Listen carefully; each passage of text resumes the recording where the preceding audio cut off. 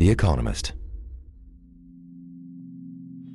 I can say he's very shocking शब्द बराबर है पण he's very बहुत punctual પોતાના કપડા માટે સખત. Jitendra Chauhan is a tailor in Gujarat, a state in the west of India. I've come to one of his smart, multi-story shops in the city of Ahmedabad to talk about his most famous client.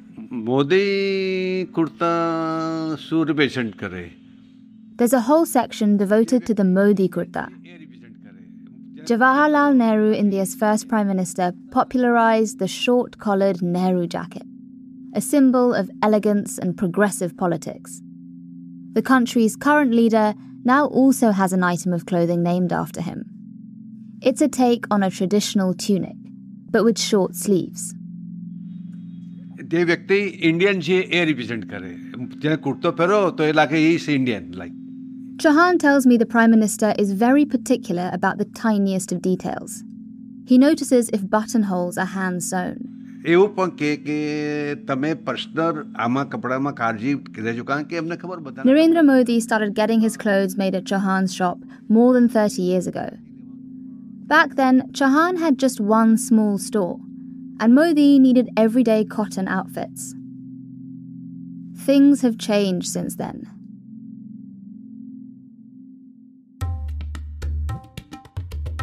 The most recent piece Modi ordered was for a big public appearance, the kind of spectacle the Prime Minister loves.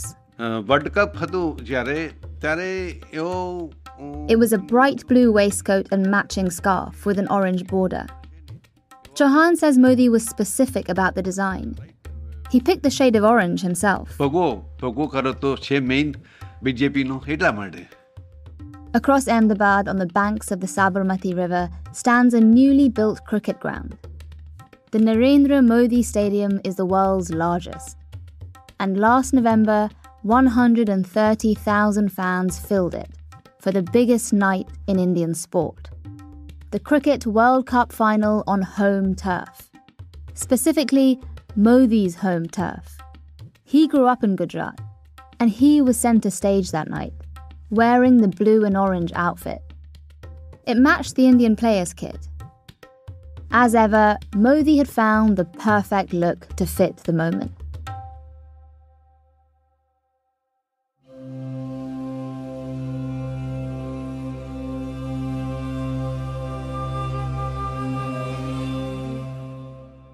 Narendra Modi's knack for switching guises to suit his audience has been a huge asset as he pitched himself to a diverse country of 1.4 billion people.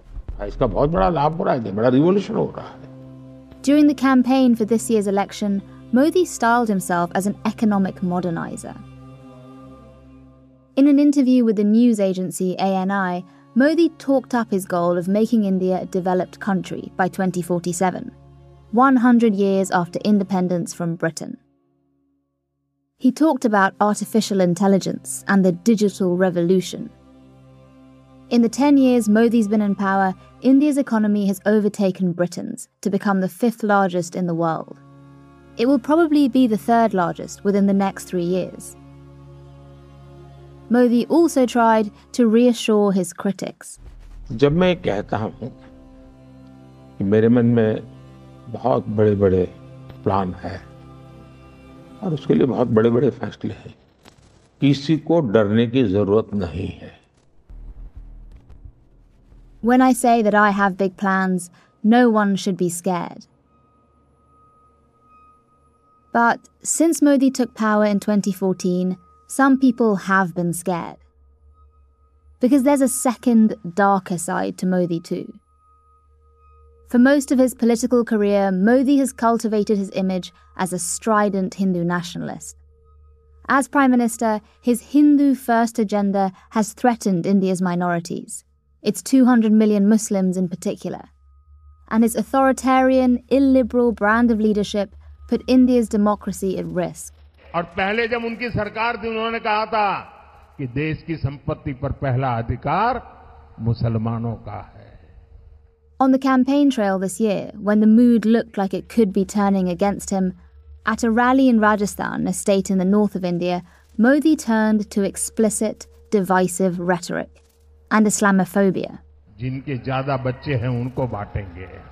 The Prime Minister said that the opposition Congress Party promised Muslims first right over the country's resources. He said Congress would distribute India's wealth to those with more children. He asked the crowd, "Do you think your hard-earned money should be given to infiltrators?" क्या आपकी मेहनत की कमाई का पैसा घुसपैठियों को दिया जाएगा? A social media storm followed. Opposition politicians accused him of hate speech.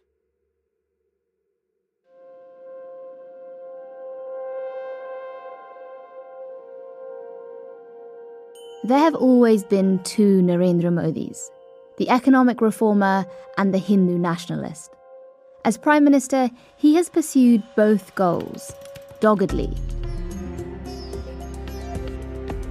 And this two-part vision for India won Modi two landslide elections, in 2014 and 2019. He became one of the most popular elected politicians on the planet, while positioning India as a powerful, independent player in a new world order. In this year's election, Modi became the first person to win 3 terms in a row since Nehru, the man who led India through independence. 6 दशक के बाद देश के मतदाताओं ने एक नया इतिहास रचा। But despite reaching this milestone, Modi faced a dramatic upset. His party failed to win an outright majority in parliament and was forced to rely on coalition partners to stay in power. For the master politician who predicted that his party would win a historic supermajority, it was a huge shock.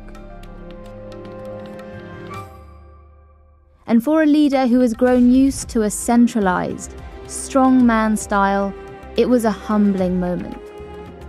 Modi now faces a test. He will have to decide where he's willing to compromise and where he's not. Those choices will define his legacy and the future path for the world's biggest democracy. So it's time to answer the question that's been on my mind since I first started reporting on India over a decade ago. When you look past the carefully crafted image, the pageantry and the showmanship, who is the real Narendra Modi?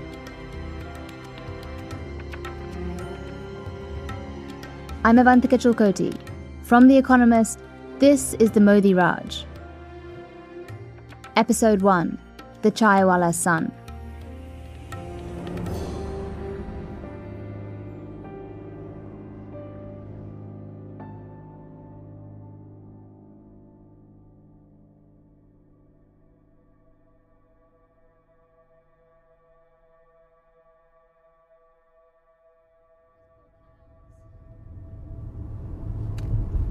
Sharp left. In 600 meters, turn right. Welcome to Vadnagar. Lots of traffic, lots of tuk-tuks, some handsome cows. Getting to know Narendra Modi means going back to the very beginning, Vadnagar. It's a small town in central Gujarat where Narendra Damodar Das Modi was born in 1950, 3 years after independence. He was the third of 6 siblings, and his family lived in a single-story home with no electricity.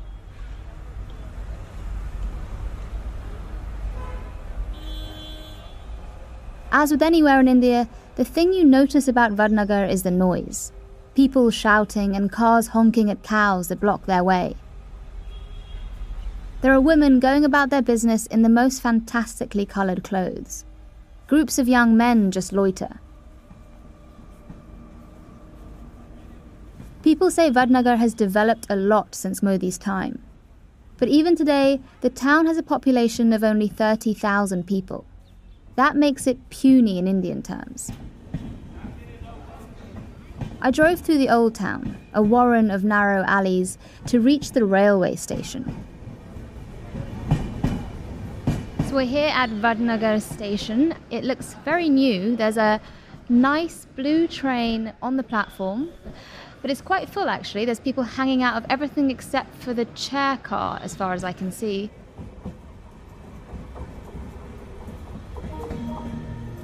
This station is where Modi's story really starts. His father sold tea here, and Modi says he helped out as a child. The tea stall was being renovated when I visited. There was a life-size cutout of Modi nearby, part of an ad campaign for one of the Prime Minister's big welfare programs. Back when Modi lived here, the station had one platform. Since Modi became Prime Minister, it's become a tourist attraction. The national government has revamped the whole place. There are 2 platforms now, a pristine pink frontage and Modi's name on a big plaque outside. Modi's critics say this story about Modi in the tea stall is overdone. There's debate about what exactly his father did and whether the young Modi really helped out selling tea. Either way, being the son of a chaiwallah is a big part of Modi's identity now. He wears it as a badge of honour. In a Bollywood biopic about his life, the young Modi is shown leaping onto a train with a pot of chai.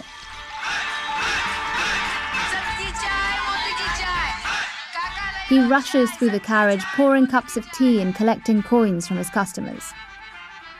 The film paints young Modi as responsible, patriotic, wiser than his years. He's always helping his parents with something or the other. But it is cinema. I wanted to speak to locals in Vadnagar. People who knew Modi all those years ago, but it was hard to find anyone who was willing to talk to me about him. Some said they were afraid of speaking out of turn and getting in trouble. That gives you a sense of how much control Modi and the Bharatiya Janata Party, the BJP, keep over his personal story. So I turned to the journalist, Nilanjan Mukhopadhyay. He's one of only a handful of biographers who had access to Modi, back when he was more open to speaking to the media. These days, Modi is less open to questions from journalists. Mukhopadhyay spent hours with him and got a window into the mind of the young Modi.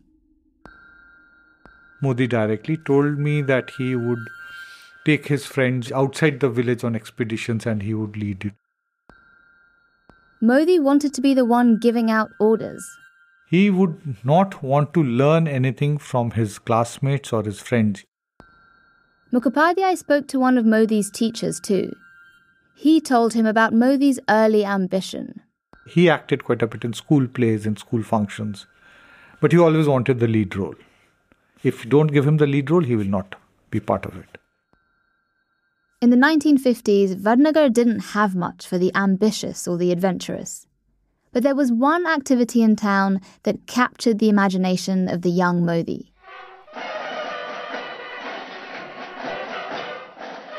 On most mornings at dawn, men and boys dressed in khaki trousers, white shirts and black caps can be found in parks or Hindu temple grounds belting out this chant.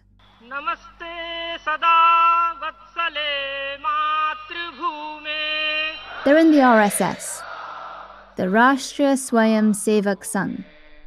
You can think of it like a cross between the Boy Scouts and the Salvation Army, with a strong streak of Hindu nationalism. The group advocates for Hindu supremacy in India. It often demonizes Muslims. Some of the early leaders of the RSS openly took inspiration from European fascists. No one knows exactly how many people are in the organization. It's secretive about a lot of things, but estimates suggest there are at least 5 million members, all men and boys.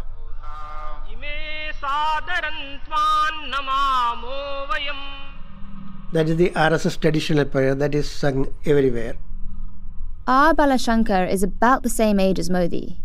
He grew up in Kerala, a state in the south of India. He joined the RSS when he was 16. Modi joined when he was 8. That is Namaste Sada Vatsale Madhrabhume. Toya Hindu Bhume. Can you translate the prayer? What are you saying? This translation, it's difficult, but the basic point is that I bow before my motherland, and this is a great country, and I would even lay down my life. I will do anything for its total uplift and its prosperity, and to make it strong. The prayer might be tricky to translate from Sanskrit to English, but the message is clear. It's about patriotism, pride, and sacrifice for the motherland. It's we, not me. Modi and Balashankar would end up crossing paths at the RSS headquarters in New Delhi when they were in their 20s. That's why I wanted to meet Balashankar. And because his experience as a youngster in the RSS would be pretty similar to Modi's. I had not even heard about the name of the RSS, but we were told that it is a good organization, nationalist organization. My mother, she told me, why don't you go for a training program there? It was a 7-day training program. Balashankar was a generous host when we met at his home in New Delhi. I can make some coffee for you if you like. No, thank you. He welcomed me with plates of sweet, deep-fried Indian snacks and insisted I eat them as we talked about what he learned at that 7-day training camp. See, the living is very simple. We have to get up early in the morning at 4 o'clock. In the early hours, they would pray and sing nationalist songs. It is about the country, its history, about heroes, all those things. Do you remember any of the songs you would sing in that? I remember many songs, but I'm not very good at singing. And I tried to persuade him, but he was adamant he wouldn't sing. The rest of the training camp involved pontificating about patriotism and Hinduism. And then there was yoga and drills. Basically a lot of exercise. And those days we used to have danda, this long stick. The sticks. This is what I really wanted to know about. So what are you doing with the big sticks? Are you fighting each other? Is it like you're throwing things? Or what are you doing? Fighting is at a later stage. To begin with, we are trained to handle it. So it's a long stick. It is up to your shoulder. That is the length of the stick. And first it's how to handle it. And only at a later stage when you have trained a little with the stick, then we have a dual fight, like we have in Kalari. It's this physical training that makes the RSS feel like a paramilitary group. The organization is teaching young men to be fit, patriotic, macho, protectors of the nation even. One former head of the RSS described the organization's daily meetings as a center of hope for rapid action and undemanding help in case of emergencies and crises that affect the people, and also a powerful threat to the brutal and anti-national forces. In The Boy in the Branch, a documentary maker got an inside look at the organization. The film came out in 1993. It shows young men being inducted into the RSS. Boys are shown dressed in khaki shorts, playing games, chasing and hitting one another, chanting and punching the air.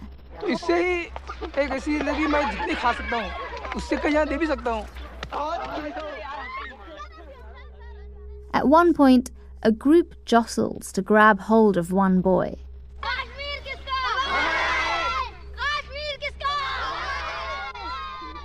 They're all chanting, "Who does Kashmir belong to? To us." It's a reference to a contested territory with a majority Muslim population that has been the center of India-Pakistan conflict for generations. In an interview, an RSS leader explains that the organization believes India should be run in the interests of the Hindu majority. अगर बाकी सारी दृष्टियों से मुसलमान अगर हमें साथ नहीं देते या विरोध करते हैं तो हम tit for tat बस. If the Muslims oppose us or didn't give us their support, we'll get back at them. Tit for tat.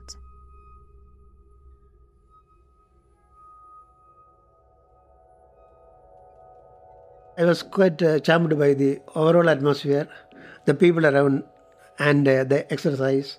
It was all very new to me, and I was quite excited about it. Balashankar loved the training camp. He started going to the hour-long daily meeting held by his local RSS unit, the Shaka, which is the centre of RSS life. And over time, the youngster transformed into a disciplined, devoted RSS man. Modi has said he was drawn to the RSS because of the nationalistic songs and the organisation's reputation for discipline. And because the RSS offered him something beyond his life at home in Vadnagar. Modi believes that his entire personality is the contribution of the RSS. His discipline, his style of working, his oratory, and his organization skill, his idea about the nation, all these things are shaped by the RSS. The RSS was founded in 1925 when the British ruled India. The colonial leaders were holding national elections. And it's the period in which, for the first time, Indians realize that in the future, power is going to be distributed as one person, one vote. Vinay Sitapati is an academic, and he's written books on India's political history. The founders of the RSS believed in a specific version of history, one where a lack of unity between various sects and castes weakened the Hindu community. This weakness, in their view, had opened India up to centuries of rule by invaders. Muslims, then Christians, the Mughal Empire, then the British. Their version of India was of a nation defined by its majority faith. The aim of the RSS is to create a cadre of Hindus who are united, who are not divided by caste, by region, or by language. In 1947, when the British signed the Indian Independence Act, they hastily drew a line between Muslim-majority Pakistan and Hindu-majority India, creating two nation-states. Partition, as it became known, led to one of the bloodiest periods in Indian history. Hindus, Sikhs, and Muslims attacked one another. Hundreds of thousands died. Millions of people were forced out of their homes. RSS leaders, with their vision of a united India, were seething. To them, India's new leaders, the Indian National Congress Party, had given up sacred territory. It's important to realize that historically the RSS has always shied away from direct involvement in politics. Politics, though, would catch up with the RSS. In 1948, the organisation faced its first major moment of reckoning. At 5:03 Indian time, Mr. Gandhi came out of Birla House. He was wearing his usual white loincloth and a pair of sandals. He was still smiling. A thick-set man, in his 30s I should say, and dressed in khaki, was in the forefront of the crowd. He moved a step towards Mr. Gandhi, took out a revolver, and fired several shots at almost point-blank range.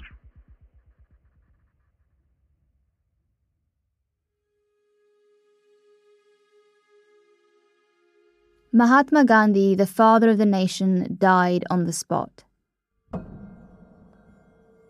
The assassin was Nathuram Godse, a Hindu fanatic and a former member of the RSS.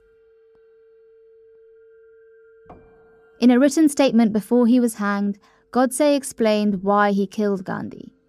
He labelled him pro-Muslim and accused him of being soft on Pakistan. Now, he's not assassinated by the RSS. The RSS was cleared of any accusation of it. But he was assassinated by somebody who shared the worldview of the RSS and had the same criticisms of Mahatma Gandhi, namely pandering to Muslims, pandering to Pakistan, that the RSS had. The RSS was banned for a year and a half. Thousands of the group's members were arrested. Its association with Godse made the RSS unpalatable to many Indians. The ban persuaded the RSS leadership that they needed to get involved in politics. They realized few politicians spoke out in their defense after the assassination. So they created a party. It was the forerunner of the BJP, Modi's party. The two sides and their structures were to remain separate. The RSS was to be about ideology, and the party was about politics.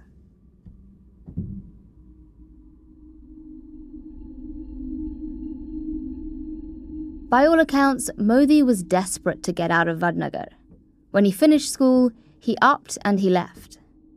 There is a very standard kind of desire to leave home, not liking the controls of family. Those are the kind of things which I can visualize, because I used to have similar kind of moods. Modi says he went to the Himalayas to explore his spirituality.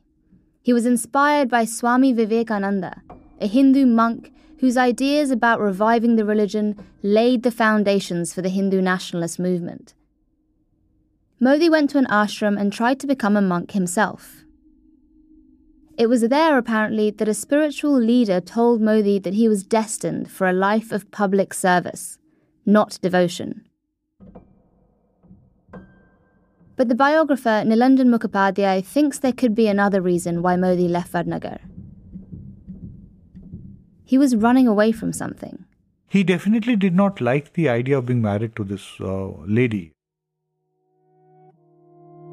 This is something Modi kept secret for years. He is married. It was arranged when he was a child. This is, unfortunately, a common practice in India.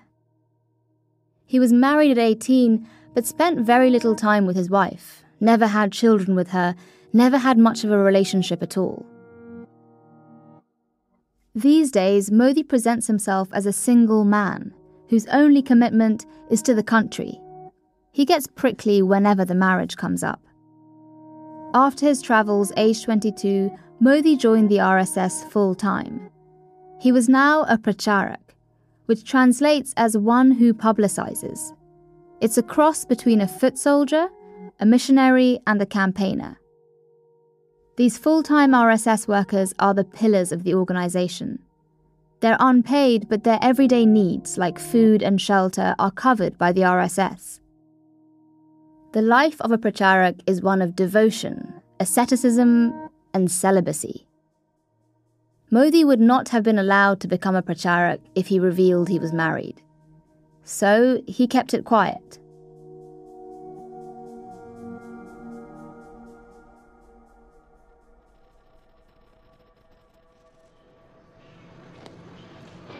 सर्वशक्तिमान श्री परमेश्वर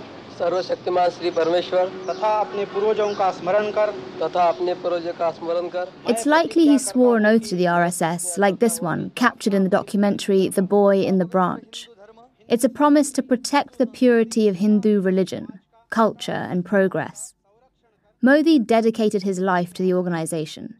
He focused on rising through the ranks. Within the organization, he did not hesitate to be extra nice or extra courteous with the seniors, with an eye that if I am courteous, that I'll possibly be able to rise very quickly. So he actually took personal care of some of his seniors within the RSS, washing their clothes, cleaning their rooms. But things would soon change. 3 years after Modi became a pracharak, the RSS faced a second reckoning. The President has proclaimed emergency. This is nothing to panic about. I am sure you are all conscious of the deep and widespread conspiracy which has been brewing ever since I began. Indira Gandhi, the Prime Minister and the leader of the Congress Party, had been found guilty of electoral malpractice. Instead of stepping down, she doubled down. On June 25, 1975, she imposed a state of emergency. Civil and political rights were dissolved. Opposition leaders were locked up. The press was censored. She banned the RSS too. Thousands of its members were arrested. The emergency is still the most brazen attack on India's democracy post-independence. It fired up young people, including young RSS workers like Modi and Balashankar. Organize resistance, organize people for demonstrations, preparing the literature, distributing it among people. That was a major part of the work. The RSS went underground. It became a force for resistance, opposing the emergency. Both Balashankar and Modi were part of it.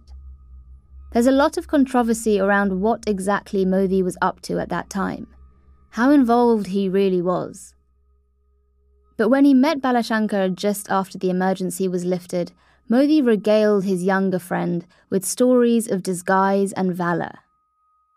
He could hide himself and how the police was never able to recognize him. He had grown his beard and changed his dress. To disguise himself, Modi ditched his kurta, the traditional Indian tunic, for full-on 70s Western fashion. Bell-bottom and all the kind of things, like jeans and all that. He was totally unrecognizable as a man, his clothes and all that. Balashankar got to know Modi well because they were teamed up for a big task, gathering testimonies from RSS members about their experience of the emergency. He was very strict about his timings. Modi would wake up at 4 a.m., pray and then do yoga. And from 8 o'clock till evening, continuously he sit in the floor, he will work. In an organisation like the RSS, this precise routine didn't set Modi apart. What made him stand out to his peers like Balashankar was what he chose to wear. He was always well dressed. Pracharaks are supposed to dress simply. They're not supposed to be image conscious or outwardly ambitious. The RSS is all about organisation over self, remember? મને ખ્યાલ છે કે ચોકસાઈ કપડાની બાબતમાં બહુ જ ચોકસાઈ. Even then, he was very particular about his clothing. The tailor Jitendra Chauhan remembers meeting Modi back when he was a pracharak. સૌથી પહેલા તો straight, always straight. He always had a straight body style. I have never seen him hunching. He always had an eye for the tiniest of details, like there should be no crease in his clothes. In style, he is very particular. He's unlike others. Modi would take the fabric to Chauhan's shop and get his outfits made, just the way he liked them. The half-sleeve kurta, that was his idea. He came up with that design and we made it for him. પણ સાદામાં પણ એ મારી પાસે એટલે આવતા હતા કે મારું કામનું ફિનિશિંગ સારું હતું. He used to come to me even for those ordinary clothes. Even then, when he was dressed quite plainly, he came to us because he had an eye for our good quality finishing and detailing. Modi was eager to look the part. Perhaps he was trying to be seen. Balashankar certainly spotted flashes of Modi's ambition. Narendra Modi had the vision. He used to tell me, see, when I will go back to Gujarat, most probably I will be working for politics. And he said that one day I am going to be a prominent leader in Gujarat. In 1987, the RSS sent Modi on a secondment. It would mark the start of his career in politics. Remember the political party the RSS had formed after the assassination of Mahatma Gandhi? It had evolved to become the BJP. Modi's job was to work behind the scenes as a bridge between the RSS and the BJP. Modi proved himself as an organizer. His specialty? Big yatras. A yatra is something between a rally and a pilgrimage. Indian politicians love a yatra. They walk long distances or drive in open-top buses, grabbing any opportunity to give a speech or interact with the public along the way. Large crowds often follow. Modi began by organising the Gujarat leg of a yatra, which had huge significance for the BJP. It was to end at the mosque in Ayodhya, a city in India's north. Remember the name Ayodhya, it will come up again, and it's key to this whole story. Ayodhya had been a flashpoint for Hindu-Muslim conflict for centuries. Many Hindus believe it's the birthplace of Lord Ram, one of the most revered gods in Hinduism. Since the 16th century, when the Mughal emperors ruled India, a mosque had stood on the site. This was a spot that was sacred to both Muslims and Hindus. The yatra was part of the BJP's push to get a Hindu temple built at the site.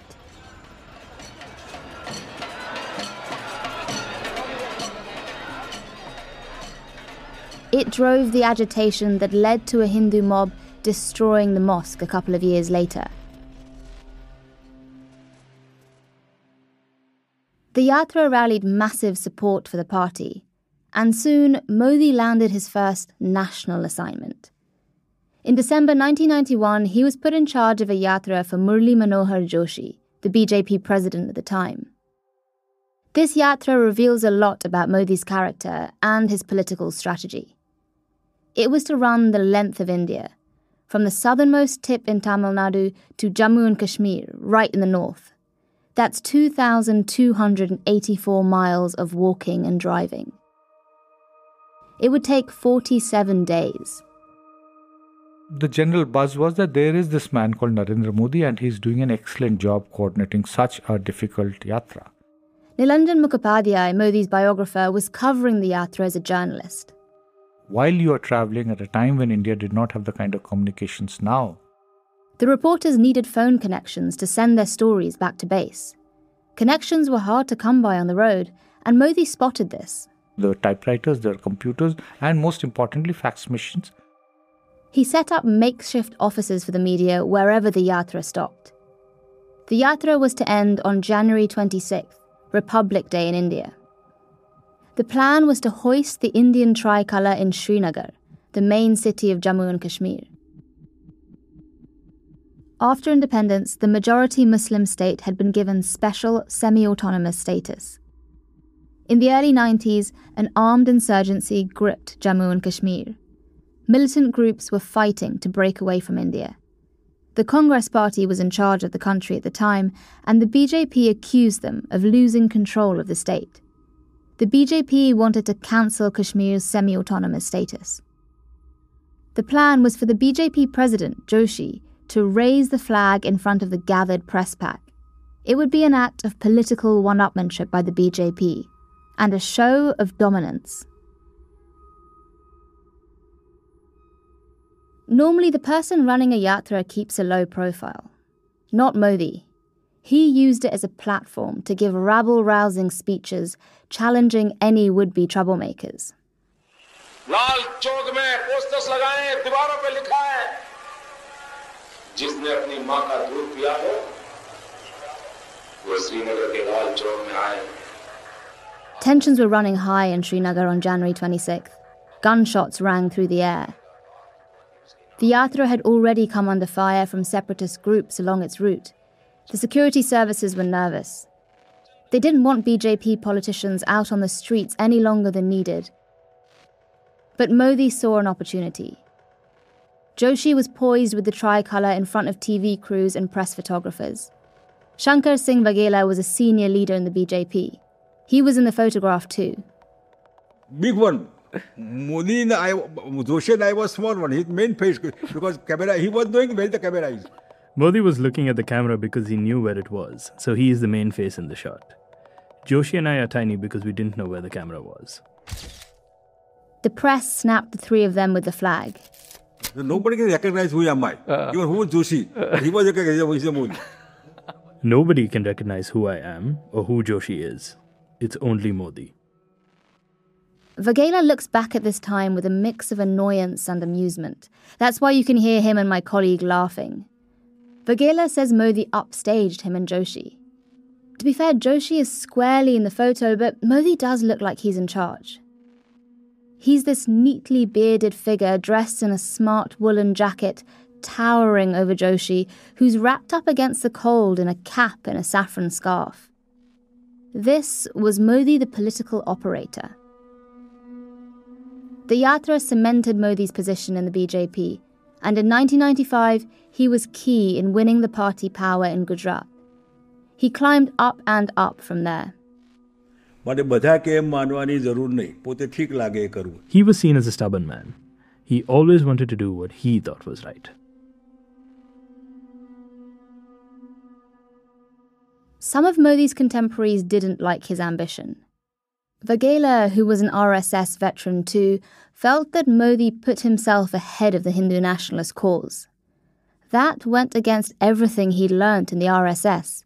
A political, ambitious He was politically ambitious, using RSS to enter politics. That was always his plan. He wanted to be in power. And Modi knew how to get there. Part of his political success in those early years was in making sure he got on the radar of the top brass. I'll say this about Mr. Modi, that he has his fundamentals very clear. He knows, or he decides where he has to reach and works to achieve that end. Yashwant Sinha was part of the BJP-led government in the late 90s. He served as finance minister and foreign minister. When I was finance minister, Mr. Modi came to me and requested me to visit Gujarat. Sinha took up the invitation. There was some function with regard to preservation of cows. Cows are considered sacred in Hinduism, so it was pretty typical for BJP types to attend events like this one. What's interesting is what happened afterwards. I had perhaps time at my hand before I caught the flight back, and he took me to the room in which he was living in Ahmedabad at that time. It was a small, very small room with a cot in the RSS headquarters. It was sparsely furnished with a bed, desk and chair. That was the style in which all RSS pracharaks, as they were called, they used to live. Modi had been seconded to the BJP for several years by this point, but the RSS was still a big part of his identity. The two organizations shared the same core ideology: Hindu nationalism. While BJP claims to be secular in its own way, the pro-Hindu slant was there. This is important. India is, by its constitution, a secular country. But the word has different meanings in different places. In India, it doesn't mean the state is separated from religion. The state is supposed to give all religions equal treatment. The BJP accused the Congress Party of pandering to minority communities and disadvantaging the Hindu majority. That, despite the fact that Muslims faced everyday discrimination in India and remained poorer than the average Indian. The Congress Party had a record of indulging in minority appeasement. And BJP stood against this. BJP wanted everyone to be treated equally under the Constitution of India. As did the RSS. The relationship between RSS and BJP was umbilical. The two groups were so close that as finance minister, Sinha would present his policy plans to RSS leaders before they were announced. Because I was following liberal economic policies, often I was on the wrong side of RSS. And I felt that it was my duty to explain to them why I was doing what I was doing, which I did by reaching out to them. So I continued with it for as long as I was in government, even in foreign policy. How could they pressure the BJP? What was their power? That power was because many of the people in the BJP were pracharaks. Pracharaks like Modi, who'd proven themselves and were moving into politics.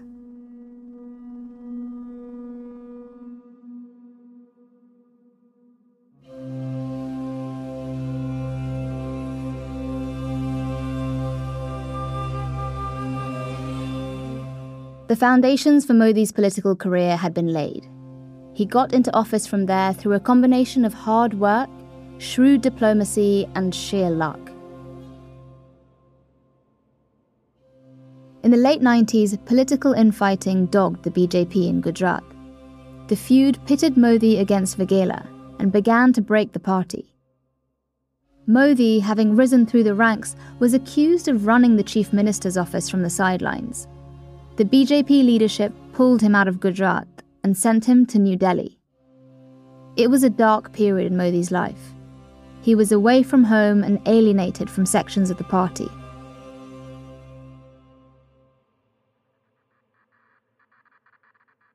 But but he put his skills as a negotiator and organizer to use. And he became one of the early spokespersons of the BJP for television. उस ग्रहण से हमारी मुक्ति हो जाएगी। पर मोदी जी, गुजरात में अब की बारी का सबसे लोएस्ट वोटर टर्नआउट रहा है, तो ये क्या डिसिडेंट्स के साथ एक सिनिकल एटीट्यूड नहीं है? जी नहीं, इस लोएस्ट टर्नआउट का कारण सबसे बड़ा ये है कि चुनाव के मैदान में कांग्रेस में कोई दम ही नहीं था। और जब प्रतिस्पर्धी में कोई Nilanjan Mukhopadhyay, the journalist and biographer, would watch Modi on TV.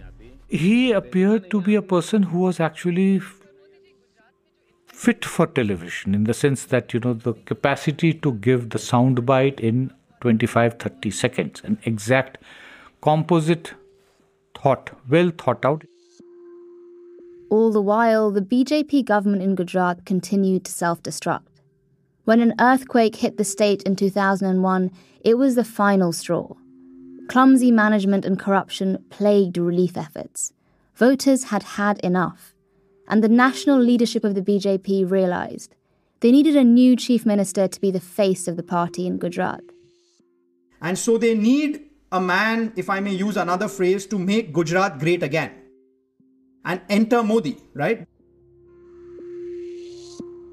What's remarkable is that Modi had never held any elected office before. He might have been handed a poisoned chalice. He was taking on the leadership of Gujarat at a time when the BJP was in tatters in the state. Narendra Damodar Modi, Ishwar na naame saugand lou chu. Ishwar na naame saugand lou chu. On October 7th, 2001, Modi was sworn in as Chief Minister of Gujarat. It was a huge job for a political newcomer. And only a few months into it, he would face calls to step down when rioting broke out across the state.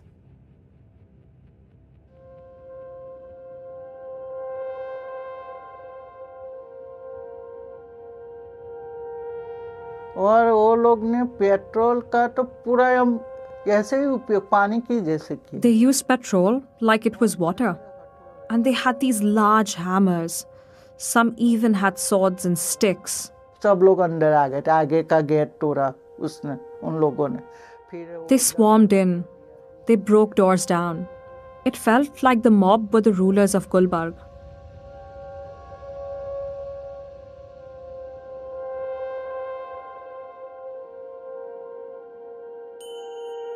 Over the next 7 episodes, I'll explore how Modi survived and thrived in Gujarat, and how those early years in politics forged his vision for India.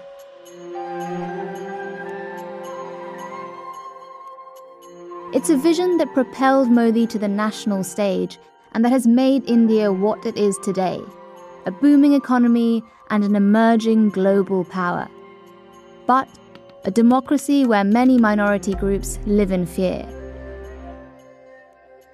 I'll speak to people who've worked closely with Modi. He has every quality to make the image of the country, bigger and magnified many times on the world stage. After about 2-3 years, he was a lot more independent is a wrong word, but self-dependent in decision making. Those who champion his vision. We're seeing a government which is creating a strong brand for brand India on a global landscape. If you are a smart young person willing to give 20-30 years of your life to do something big, there is no place to be than India. A lot of people had tears in their eyes. It was like after 500 years of humiliation, we were witnessing a history where our Ram is back. And those who reject it. Muslims were just scared of what this man will do. What's next? What's coming our way? In essence, we have been convicted without trial. In fact, convicted and punished without even charges being filed.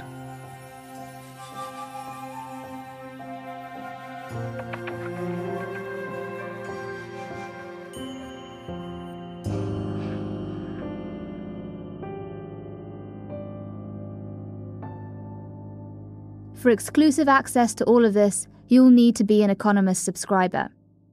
To unlock the full series of the Modi Raj, just search for Economist Podcasts Plus to discover our latest subscription offers. If you're already an Economist subscriber, thank you. Your support is what makes this podcast possible. Our producers are Alicia Burrell and Sam Colbert. Field production is by Mohit Rao. Research and translation is by Azania Patel. Our sound designer is Weidong Lin. The music is composed by Darren Ng.